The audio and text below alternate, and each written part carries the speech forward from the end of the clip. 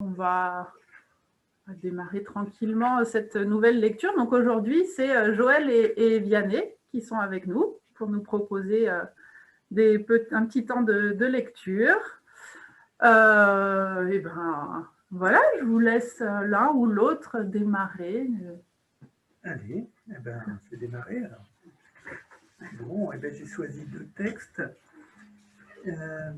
Le premier, il est tiré d'un recueil d'Henri Gougaud, qui est un spécialiste du conte, et le titre c'est Contes d'Afrique.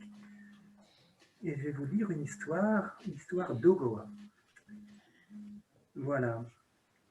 Avant que l'homme soit, sur terre, n'était rien qu'un arbre haut et fort au milieu d'une plaine. De gros nuages vinrent un matin sur cet arbre. Le tonnerre gronda, l'éclair fendit le ciel. Alors par cette fente descendit une table, une chaise, une pierre céleste, et descendit aussi la mer, Woyengi. Sur la chaise, elle s'assit, sur la pierre céleste, elle posa les pieds, sur la table, elle mit de l'argile mouillée, et de cette argile, elle pétrit les humains. Elle souffla sur eux, et ils se firent vivants. À chacun, elle dit, tu peux être une femme ou un homme, choisis. Chacun choisit, puis à chaque homme, à chaque femme, un par un, demanda quelle sorte de vie, de bien, de malheur il désirait avoir. L'un voulut la richesse, l'autre des enfants, et l'autre une vie brève, l'autre une vie longue. Et tous parmi les maux qui affligeaient la terre choisirent aussi leur chagrin. Et à chacun dit, ce que tu veux sera. Parmi les gens que créa Woyengi étaient deux femmes, presque sœurs, tant elles étaient amies. L'une avait désiré des enfants, forts, riches, l'autre n'avait rien voulu de ce qui fait le bonheur ordinaire des femmes. Elle avait demandé de grands pouvoirs magiques. Ogoa était son nom. Dans le même village et la même ruelle, les deux filles grandirent. Puis l'une eut un garçon, deux filles, un fils encore. Ogoa fut pour eux une bonne marraine. Elle était devenue célèbre, redoutée. Elle savait guérir, elle savait tuer. Et elle comprenait tout du langage des bêtes. Elle lisait les pensées des gens, même lointains. Pourtant, elle était triste. Elle aimait les filleuls, elle aimait ses filleuls, elle veillait sur eux, mais elle aurait voulu des enfants bien à elle. Or, elle n'en avait pas et son cœur lui pesait. Alors, elle décida de retourner près de Woyengi pour qu'elle la recrée, change son destin. Elle mit dans un sac ses secrets, ses pouvoirs, ses magies invincibles, et sur le chemin droit, un jour, elle s'en alla. Elle voyagea longtemps, traversa la savane, parvint la forêt, s'enfonça droit parmi les buissons, les broussailles, et sur ce pays feuillu régnait un roi puissant, Izambi, l'homme vert. Un soir, comme elle cheminait dans l'ombre du sous-bois, elle entendit marcher pesamment derrière elle. Elle se retourna, et elle vit venir Izambi. Il lui dit, « Es-tu cette Ogoa dont on parle partout ?» Et elle lui répondit, « Il n'y a qu'une Ogoa, et je suis celle-là. Viens donc jusque chez moi, tu es mon invité. » Ils s'en furent ensemble, burent du vin, de palme, mangèrent des lièvres. Izambi demanda, « Mais où vas-tu, Ogoa ? Ce chemin que tu suis ne conduit nulle part. » Et Ogoa répondit, « Mais vois, je suis une femme, je voudrais des enfants. Je vais voir Woyengi pour qu'elle me recrée et change mon destin. » Tu voyages pour rien. Aucun être ici-bas ne peut voir Woyengi. J'ai des pouvoirs puissants. Ils ne suffiront pas. Veux-tu les éprouver ? Dit-elle, ils valent bien les tiens. Izambi répondit, allons dans la clairière et mesurons nos forces. Et ils allèrent dans la clairière. Et sous le soleil mouvant, au travers des feuillages, Izambi récita ses formules majeures. Et le sac d'Ogoa aussitôt se vida. Ses pouvoirs, ses secrets, ses magies s'envolèrent comme fumée au vent. À son tour, Ogoa dit ses incantations, tourna sur l'herbe tendre, ses pouvoirs, ses secrets, ses magies lui revinrent. Encore elle invoqua les puissances obscures, les pouvoirs, les secrets, les magies d'Izambi vinrent avec les siens. Encore elle tourna, les bras ouverts sur l'herbe, Izambi tomba mort. Elle reprit son sac, le mit à l'épaule Et comme elle s'en allait, la femme d'Isambie la retint par le bras. « Rends sa vie à mon homme, tu l'as prise pour rien. » « Femme, je la lui rends, répondit Ogoa. Elle toucha son front et Isambie s'éveilla.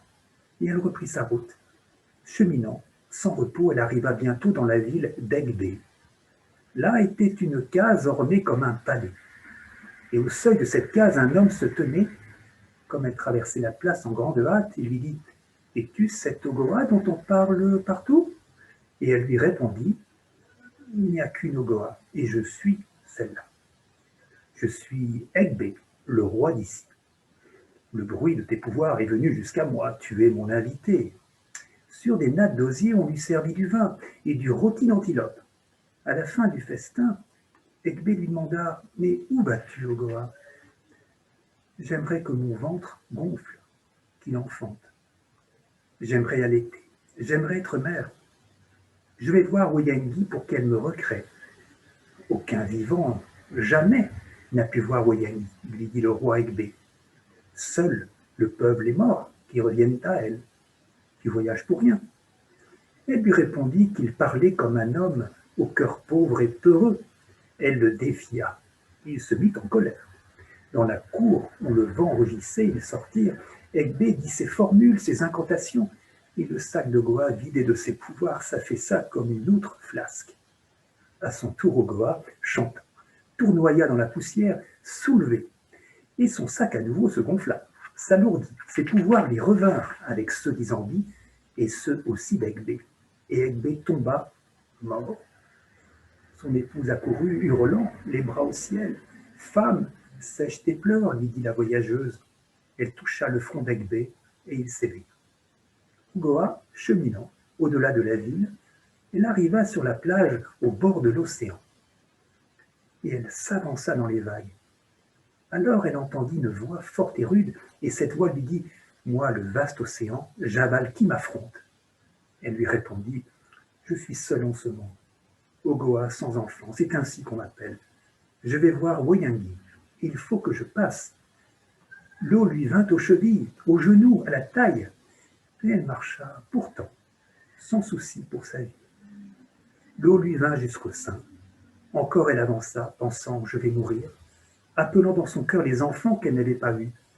Et l'eau lui vint au menton.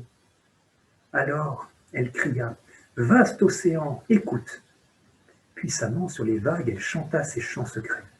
La mer se retira, revint à la ceinture, revint aux genoux. Entre deux murs d'eau grise parut un chemin sec. Et par ce chemin sec, elle parvint à terre, au-delà de la mer. Là n'était aucun homme. Un seul être habitait dans ce royaume nu, c'était le dieu Ada. Et il vit venir de loin Ogoa sur la plaine, il s'avança vers elle. « Es-tu cette Ogoa dont on parle partout ?» Elle lui répondit « Il n'y a qu'une Ogoa, et je suis celle-là. » Il lui tendit la main, l'amena dans sa case, lui offrit du vin, un festin de viande délicieux. « Mais que viens-tu faire ici ?» demanda-t-il enfin. « Jamais aucun humain n'a foulé cette terre. Je veux voir Woyengi, notre première mère. Retourne-t'en chez toi, personne ne peut la voir, ni toi ni moi, personne. Un grand désir me tient, mettre un enfant au monde. Si tu veux m'empêcher de suivre mon chemin, ce désir t'abattra. » Ada pensa surpris, quelle est donc cette femme qui veut se mesurer à la force d'un dieu? Et Ogoa dit encore, as-tu peur, dieu Ada? Ils allèrent aussitôt sur la plaine déserte. Par la force du dieu, la tête d'Ogoa fut d'un coup arrachée et monta dans le ciel comme une boule d'herbe au vent tourbillonnant. Mais son corps resta droit, semblable à un tronc d'arbre sur l'herbe rase, et la tête, emportée bientôt, redescendit à nouveau, se planta sur le cou à sa place. Alors la voix de Goa retentit dans l'air bleu, et la tête du dieu quitta ses épaules puissantes. Comme elle s'élevait, le chant noir d'Ogoa se fit plus rude encore. Le corps du dieu Ada chancela et s'affaissa. La tête revenue roula dans la poussière. Tous les pouvoirs du dieu s'enfuirent de son corps, entrèrent un à un dans le sac d'Ogoa, et Ogoa s'enfuit, courbée sous le fardeau de ses magies conquises. Sans repos, elle voyagea jusqu'au dernier rocher de la plaine, et là se tenait un coq. Il dit à Ogoa, tu n'iras pas plus loin. J'irai, répondit-elle. Je veux voir Woyangi. Le coq lui répondit, au-delà de ce roc, il n'est plus de pays. Je garde la frontière entre les deux royaumes, celui du tout et celui du rien. Femme, retourne-t'en. Personne ne peut voir Woyangi, notre mère. Ogoa se tint droite, ne répondit pas. L'incantation lui jaillit soudain de la gorge, et alors le roc prit feu et le coq sur le roc s'embrasa, lui aussi. Il ne fut plus bientôt que fumée, vite enfui. Dès que cette fumée fut dissipée, Ogoa découvrit devant elle un grand champ. Au milieu de ce champ était un arbre haut et fort. Elle marcha jusqu'à lui et se dissimula entre ses racines pareilles à d'énormes serpents. Elle attendit 5 jours. Alors elle vit le ciel se couvrir de nuages, le tonnerre gronda, l'éclair fendit l'espace, et par la fente, elle vit une table descendre, elle vit une chaise, une pierre céleste. Elle vit Woyangi descendre aussi du ciel. Elle la vit pétrir des humains sur la table et les faire hommes et femmes et les pousser chacun son chemin de vie. Quand la table fut vide, elle l'épousseta et la lança en l'air, au-delà des nuages avec sa chaise et sa pierre céleste. Puis elle vint à l'arbre et elle dit doucement, « Ma fille, tu te caches et pourtant je te vois. » Ogoa se dressa, Woyangi dit encore, « Je connais ton désir. J'ai suivi ton voyage. Je sais aussi comment tu as vaincu tous ceux que tu as rencontrés. Quand j'ai pétri ta vie, tu n'as rien voulu d'autre que des pouvoirs magiques. Je te les ai donnés. Maintenant, tu veux voir ton ventre s'arrondir, tu souffres sans enfant. Hélas, tu as choisi aussi cette souffrance. Veux-tu me défier? C'est moi qui ai créé ta force et ta faiblesse. Le coq, le dieu Ada, Ekbe, Izanbi tenaient aussi de moi ce que tu leur as pris. Ogoa, ma petite, rends à chacun son bien. À peine ces paroles dites, chacun de ces vaincus retrouva ses pouvoirs. Woyangi disparut. Ogoa s'en alla avec sa peine lourde, son désir infini, et elle marcha longtemps, sans savoir où se perdre. Puis un jour, elle se réfugia dans les yeux d'une femme. Le bonheur la chassa.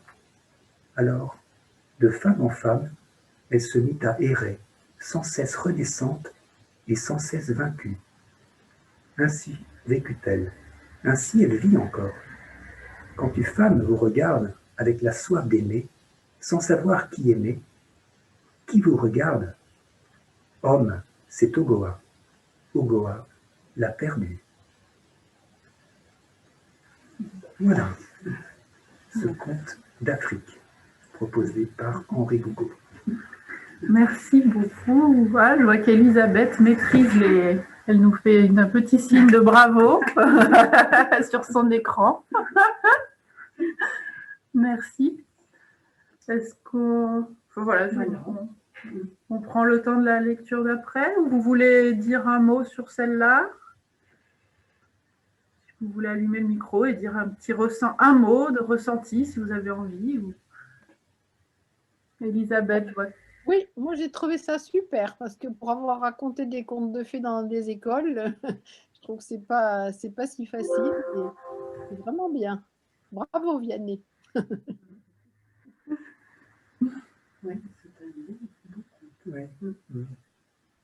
Oui, j'ai trouvé en plus très... Enfin, en tout cas, moi, j'arrivais beaucoup à avoir des images dans ma tête. Oui. Hein, très imagées. Enfin, moi, j'ai voyagé, j'ai un film qui s'est déroulé dans ma tête. Vraiment. Magnifique. Merci. Eh bien, écoute. On laisse la place à Joël, alors, pour la lecture suivante. La suite.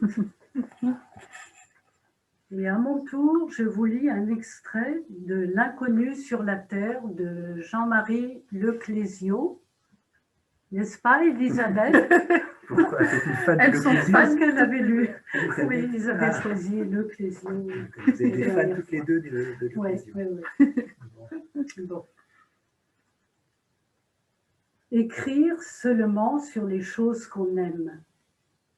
Écrire pour lier ensemble, pour rassembler les morceaux de la beauté et ensuite recomposer reconstruire cette beauté. Alors les arbres qui sont dans les mots, les rochers, l'eau, les étincelles de lumière qui sont dans les mots, ils s'allument, ils brillent à nouveau. Ils sont purs, ils s'élancent, ils dansent. On part du feu et on arrive dans le feu. Partout autour, partout à l'intérieur, brûlent des flammes, de drôles de flammes, légères, odorantes, qui remplissent l'espace de chaleur et de blancheur. Comment être loin de la vie? Comment accepter d'être étranger, exilé? Tout ce que l'on sait, tout ce que l'on reconnaît, et les chimères de la conscience, tout cela cède devant un seul instant de vie. Un moucheron qui traverse l'air, un brin d'herbe que fait vibrer le vent, une goutte d'eau, une lumière, et d'un seul coup, il n'y a plus de mots. Il y a l'étendue muette de la réalité, où le langage est déposé, où la conscience est minéralisée.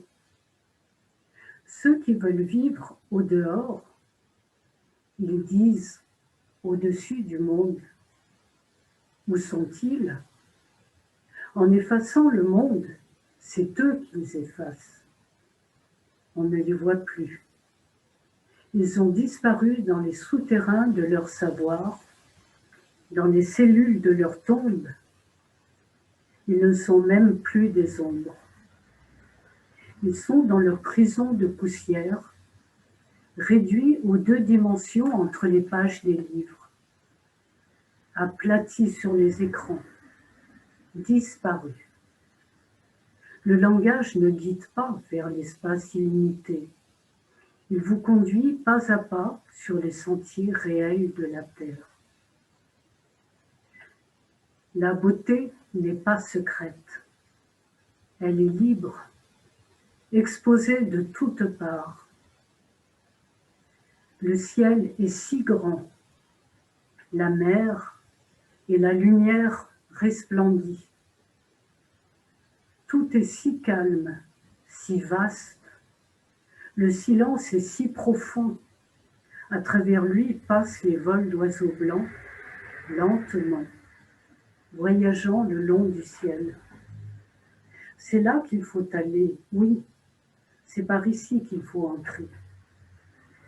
Il faut laisser tout ce que l'on a, ce que l'on croit avoir, et entrer dans l'espace ouvert. Il faut quitter les refuges et les chambres closes, et glisser en avant, en s'écartant, pour recouvrir tout ce que l'on voit. C'est quand on est le plus loin qu'on est le plus proche. Comment comprendre cela? Où sommes-nous maintenant? Nous allons vers les régions claires, vers la lumière jaune qui enivre et brûle le corps, vers la lumière qui fait luire la peau. C'est cela qu'on attend, qu'on cherche depuis si longtemps, la lumière. Il suffit alors d'être debout en haut d'une colline, devant la mer, avec le ciel, et regarder, respirer, regarder, respirer. Le regard et le souffle alors sont une seule action. Il n'y a plus de différence, plus de frontières. Je ne sais rien. Je ne veux rien apprendre, rien de ce que donnent les mots et les lois des hommes. Mais je veux être là quand cela se passe, debout sur cette colline pauvre, devant le ciel et la mer, tout à fait comme une femme sur son balcon, et regarder ce qui est immense, ce qui est pur. Il n'y aura rien après. Il n'y a rien eu, ou presque, avant. Personne n'attend personne. Mais le vent souffle de la mer, le vent froid, et les animaux rapides lissent la surface de la mer, tracent des frissons gris. Il y a beaucoup de vagues régulières, l'écume blanche qui entoure les caps et pousse dans le creux des baies.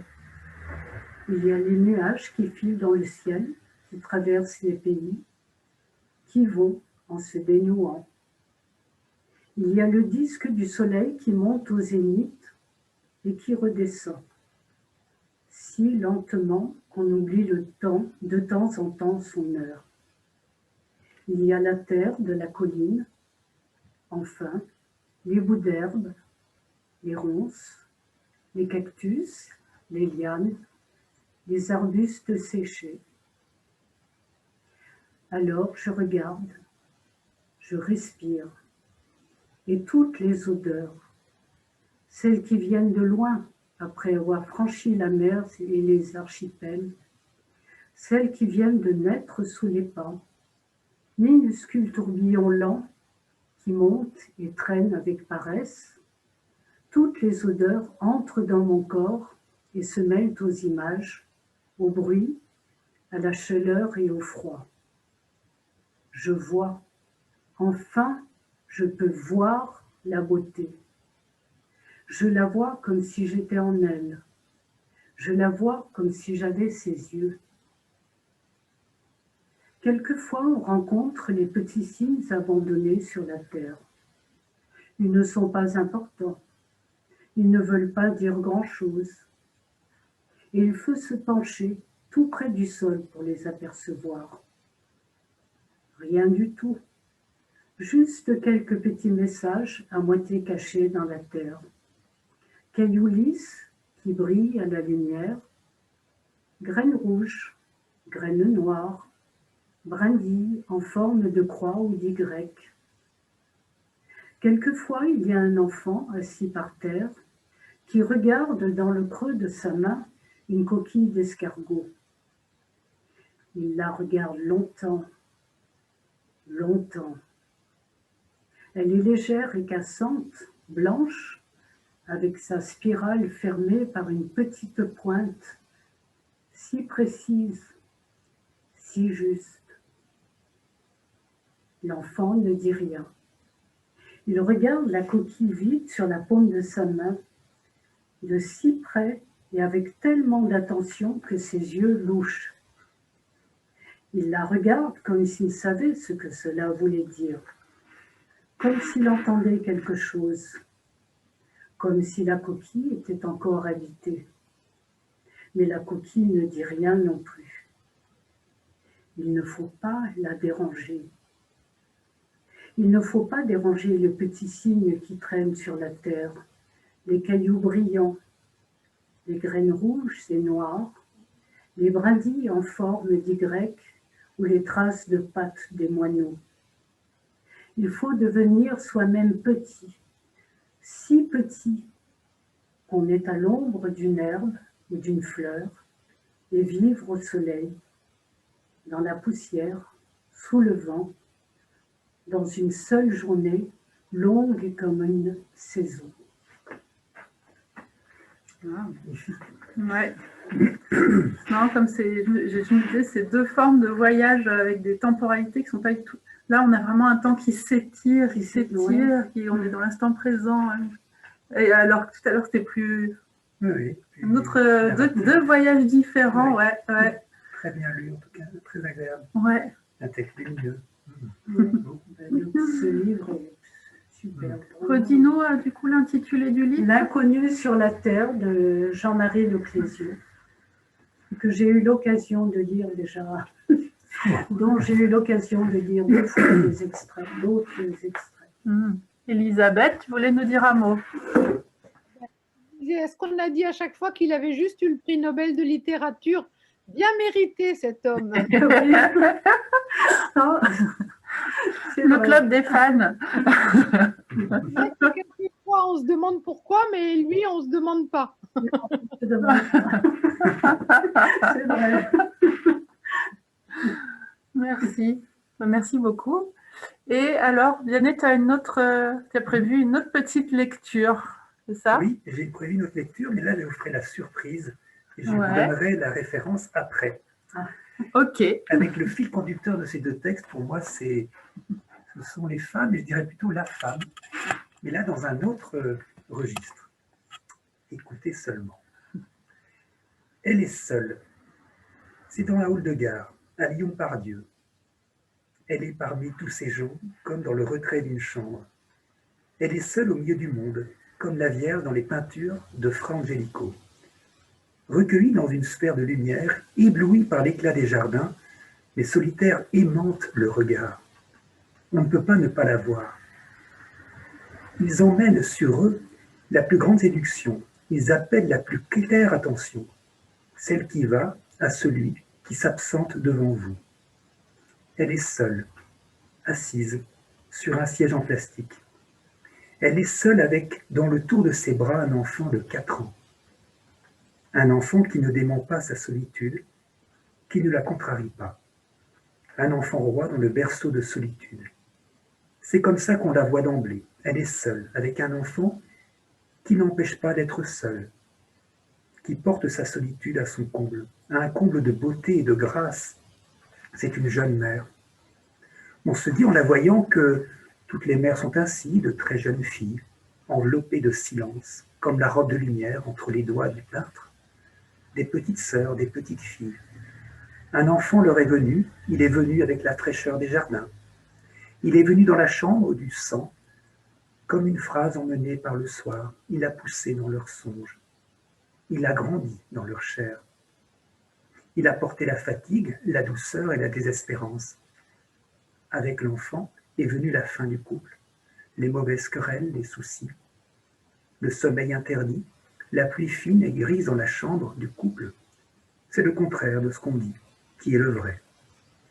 C'est toujours ce qui est tu, qui est le vrai. Le couple finit avec l'enfant premier venu, le couple des amants. La légende du cœur unique. Avec l'enfant commence la solitude des jeunes femmes. Elles seules connaissent ses besoins. Elles seules savent le prendre secret de leurs bras. La pensée éternelle les incline vers l'enfant sans relâche. Elles veillent aux soins du corps et à ceux de la parole. Elles prennent soin de son corps, comme la nature a soin de Dieu, comme le silence entoure la neige. Il y a la nourriture, il y a l'école, il y a les squares, il y a les courses à faire, les légumes à cuire, et que de tout cela, personne ne vous sache gré jamais. Les jeunes mères ont affaire avec l'invisible. C'est parce qu'elles ont affaire avec l'invisible que les jeunes mères deviennent invisibles, bonnes à tout, bonnes à rien. L'homme ignore ce qui se passe. C'est même sa fonction à l'homme de ne rien voir de l'invisible. Ceux parmi les hommes qui voient quand même, ils en deviennent un peu étranges, mystiques, poètes ou bien rien. Étranges, déchus de leur condition, ils deviennent comme des femmes, voués à l'amour infini, solitaires dans les fêtes auxquelles ils président, tourmentés dans la joie, bien plus que dans la peine, ce qui pour un homme est un accident, un ratage merveilleux. Pour une femme est l'ordinaire des jours, très ordinaire. Elle poursuit l'éducation du prince. Elle s'offre en pâture à l'enfant, à ses blanches dents de lait, coupantes, brillantes. Quand l'enfant part, il ne laisse rien d'elle. Elles le savent si bien que les mauvaises mères essayent de différer la perte, d'allonger des heures, mais c'est plus fort qu'elles. Les animaux se laissent manger par leurs petits, les mères se laissent quitter par leurs enfants. Et l'absence vient qui les dévore. On dirait une loi, une fatalité, un orage, que personne ne saurait prévenir. L'ingratitude est le signe d'une éducation menée à son terme, achevée, parfaite en sa démence. On pense à tout cela assis à côté de la mère et de son fils dans le haut de Lyon-Pardieu. On pense aussi beaucoup à Fra Angelico, à la douceur des jardins parfumés, au vent de sable dans la gorge des prophètes, aux herbes folles dans les pages de la Bible. La figure de Christ est belle, c'est le visage amoureux de qui ne part jamais, de qui reste pour toujours auprès de vous, malgré la grêle, malgré l'injure. Mais quand même, c'est évident, ce n'est pas la figure centrale. Dans la rosace du temps, tremble un visage plus beau, plus exténué de transparence, celui de la mère, celui de la petite fille qui enfante Dieu et les jardins bruissants de lumière. Si l'on devait dessiner l'intelligence la plus fine de la pensée, on prendrait le visage d'une jeune mère, n'importe laquelle. De même, si on devait dire la part souffrante de tout amour, la part manquante, arrachée. Vous regardez cette jeune femme, vous regardez en elle les femmes qui vont pieds nus dans la Bible, comme celles qui se hâtent dans les rues, celles d'hier et celles de maintenant. Elles ont des maris, on dirait que c'est pour la vie, que c'est une chose sans importance, qu'elles n'ont pas voulu fuir. Elles ont des amants, on dirait que c'est pareil, que c'est pour l'éternité, un choix. Oui, mais un choix obligé, non choisi. Aux petites filles, on apprend que Dieu existe et qu'il a la couleur de leurs yeux. Alors, elles le croient. Alors, elles attendent, et en attendant, pour passer le temps de vivre, par impatience, ou pour faire comme leur mère, elles se marient. Et dès ce jour, Dieu s'en va. Il déserte la maison, comme un qui ne trouve plus le repas ou le silence à son goût. Il s'en va pour toujours. Il laisse en s'éloignant l'attente qu'elles ont de lui. C'est une attente immense. C'est une attente à quoi personne ne sait répondre. On touche là à la démence. Dans l'attente amoureuse des jeunes femmes, dans cette passion purifiée par l'absence, on touche à quelque chose comme la folie. Aucun homme ne s'aventure dans ces terres désolées de l'amour. Aucun homme ne sait répondre à la parole silencieuse. Les hommes retiennent toujours quelque chose auprès d'eux. Jusque dans les ruines, ils maintiennent une certitude, comme l'enfant garde une bille dans le fond de ses poches. Et quand ils attendent, c'est quelque chose de précis qu'ils attendent. Quand ils perdent, c'est une seule chose qu'ils perdent. Les femmes espèrent tout, et puisque tout n'est pas possible, elles le perdent en une fois, en une seule fois, comme une manière de jouir de l'amour dans son manque. Elles continuent d'attendre ce qu'elles ne croient plus. C'est plus fort qu'elles. C'est bien plus fort que toute pensée.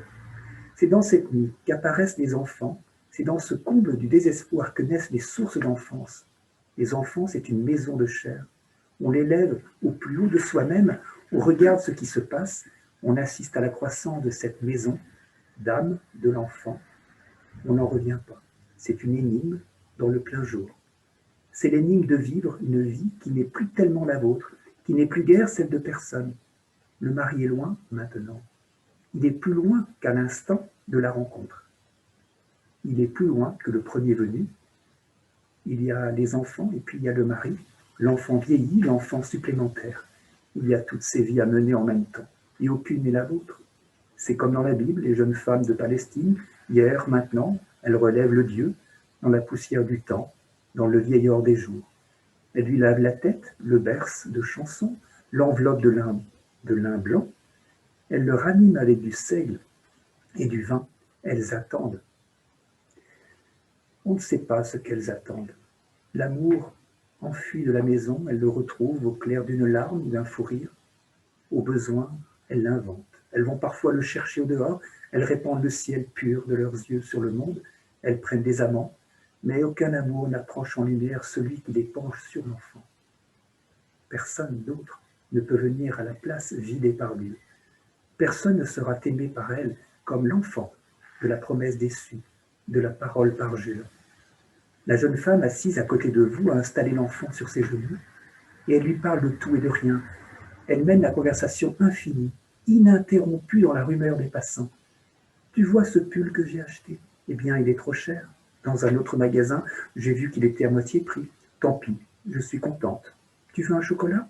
Écoute, on est juste au-dessous des trains. Tu entends le bruit que ça fait? C'est un train qui passe. On a 1 heure à attendre. Tu n'as pas froid? Je vais te mettre ta capuche et je vais te manger. Mon trésor, mon petit poisson, mon amour, mon amour. » Elle mène de front, dans le même souffle, le dialogue des amants, celui des vivants et des morts, le dialogue mon abîme des solitudes.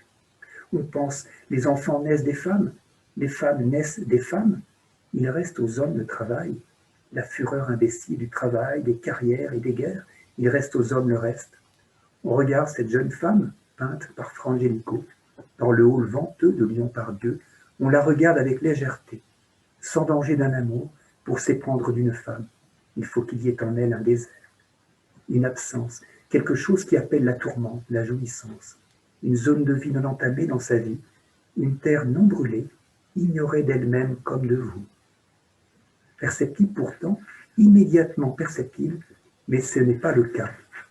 Cette jeune femme est tout entière occupée par son enfant, envahie d'un amour abondant, sans réserve, si totalement brûlée d'amour qu'elle en est lumineuse, et que son visage suffit à éclairer le restant de votre journée, tout ce temps à tuer avant le train à prendre, avant le jour de votre mort. Merci. C'était... Oui, alors. Alors, le titre a été dit dans le texte, c'était La part manquante de Christian Bobin. Ah. Mais c'est il n'est pas tout jeune, hein, ce recueil, puisqu'il a été publié, je pense, en 1989. Voilà. Et donc, c'est le premier chapitre qui est intitulé La part manquante, et c'est le titre également de l'essai. Voilà. Un grand merci. Oui. J'espère que vous avez apprécié. Superbe. Alors, il y a Martine qui nous a rejoint en cours de route. Donc, bonjour Martine. Voilà, Martine Weber, qui est arrivée sur la fin de la lecture. Là, mais... Bonjour. Voilà, ouais. Si quelqu'un... Tu avais une autre... J'avais un tout petit extrait encore. Ça fera plaisir à Martine, du coup, voilà. Qui nous a... Enfin, à tout le monde, mais... Un dernier petit extrait de L'inconnu sur la terre, encore de Jean-Marie Leclésio, donc pour Martine. Spéciale dédicace. Attention, quelque chose va apparaître. Je veux dire, attention, c'est en moi. Cela remue comme de l'eau qui commence à bouillir. Ce ne sont pas des mots, ni des idées. Non, surtout pas des mots, ni des idées. C'est bizarre. Ça trouble à l'intérieur du corps et ça vibre dans les membres. Ça fait tourner la tête et battre les paupières. Qu'est-ce que c'est? Je ne sais pas. Je ne sais pas encore. Quelque chose qui file sur le sol comme une souris, vite, vite, ou quelque chose qui tire les jambes comme une ombre. Sans arrêt, ça s'élance, ça bondit, et en même temps, ça reste à l'intérieur de mon corps. Je veux voir ce que c'est. Il faut guetter, surveiller, regarder vers soi, pour surprendre tout ce mouvement qui se prépare, qui frémit comme les pattes arrière d'un chat qui va sauter.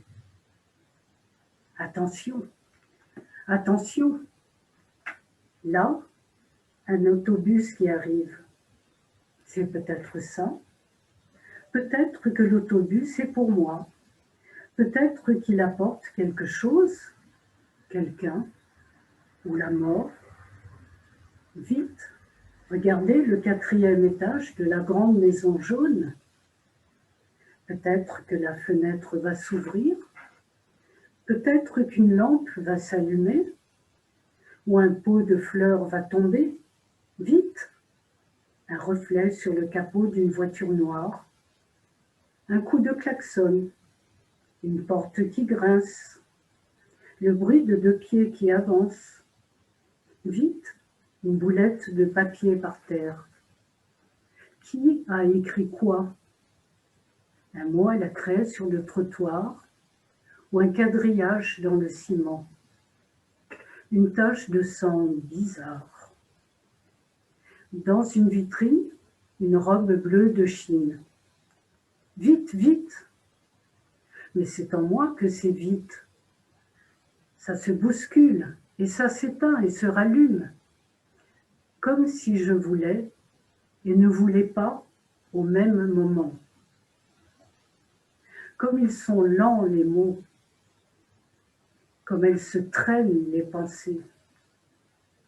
Ce sont des vagues longues et molles dans la mer alourdie de varech, quand dans moi tout clapote, éclabousse et gronde.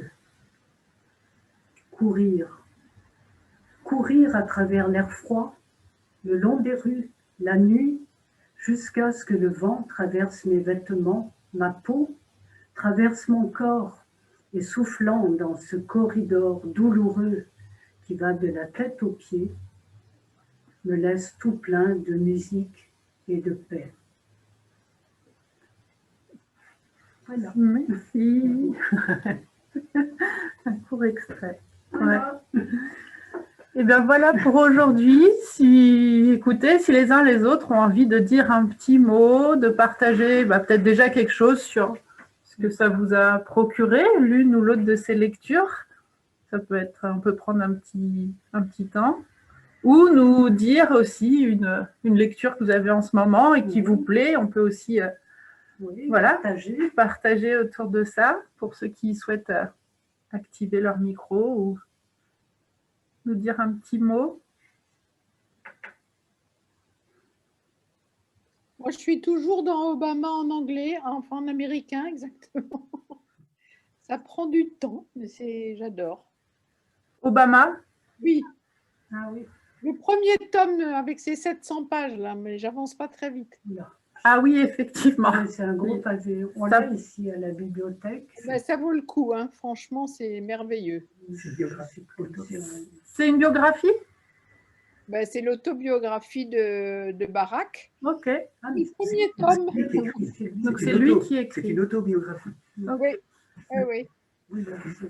C'est le premier tome de son autobiographie. Alors, il a maintenant plus de 60 ans. Ça démarre avant qu'il soit président de la République, des États-Unis, pardon. Lapsus intéressant. Voilà, c'est très, très, très bien écrit. Quand on sait quel président vient de quitter, ça fait du bien de lire celui-là. Voilà. D'accord. Anne-Marie, vous vouliez dire un petit mot ou... Oui, juste activer le micro.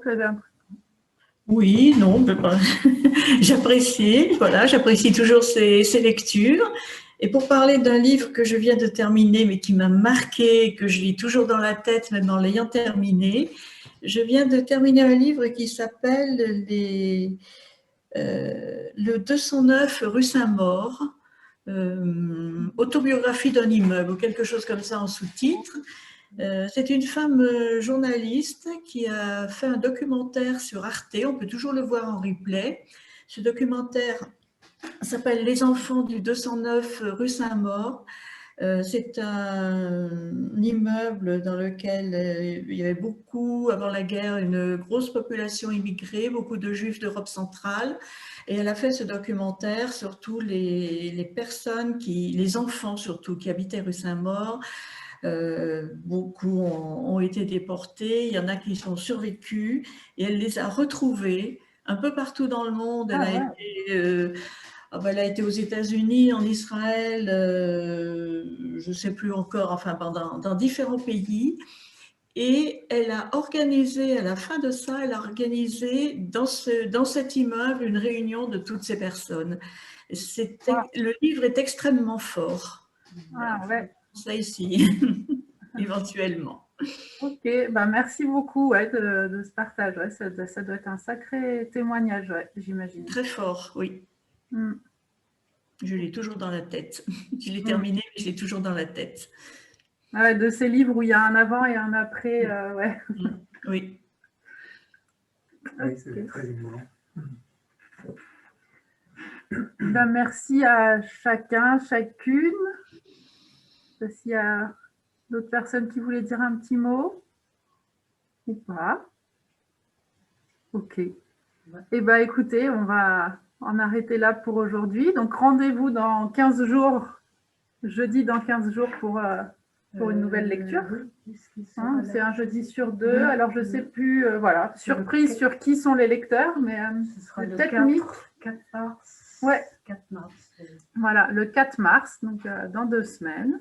Et puis, voilà, je vous dis, si vous aussi, vous avez envie de vous prêter au jeu de la lecture, n'hésitez pas, vous venez me voir au forum ou vous me contactez. Et puis, parce que là, voilà, l'idée, c'est de continuer. Donc, si vous aussi, vous avez envie de venir à la bibliothèque et de lire à voix haute, n'hésitez pas. Chacun est On bienvenu. survit. Hein. Ouais, alors, première expérience, c'était chouette. Oui, c'est bien. Non, c'est Ouais. chouette. Alors, je trouve que l'idée de Vianney de ne pas dire de ce qu'il est en train de lire, c'est génial parce que ça fait dégustation à l'aveugle. Alors, on réfléchit, on se dit qui on connaît, Ah oui. qui. Est-ce que vous aviez pressenti le bobin ou pas dans le texte? Non, À la lecture, non? non, j'ai cru que D'accord. c'était Annie Dupéret qui a écrit les histoires de ses parents. Là. Ah oui, d'accord. Et d'ailleurs, oui, la photo est, peut-être la montrer, c'est très joli, Oui, la couverture. oui, oui. Ouais. La part manquante. Ah, le titre est magnifique aussi. Ouais, Ouais, c'est ouais, vrai. ouais, c'est vrai. Non, mais c'est une bonne idée de cacher. Ça permet d'écouter en se disant, mais je Oui. connais, mais j'entends, mais c'est qui? Enfin, c'est très bien. Zut, je dois aller jusqu'au bout. Ouais, ouais, ça donne une autre écoute. Ok, voilà. On Bravo. prendrait l'idée. Eh ben, merci à tous et puis Bonne soirée. à la prochaine. Une bonne soirée.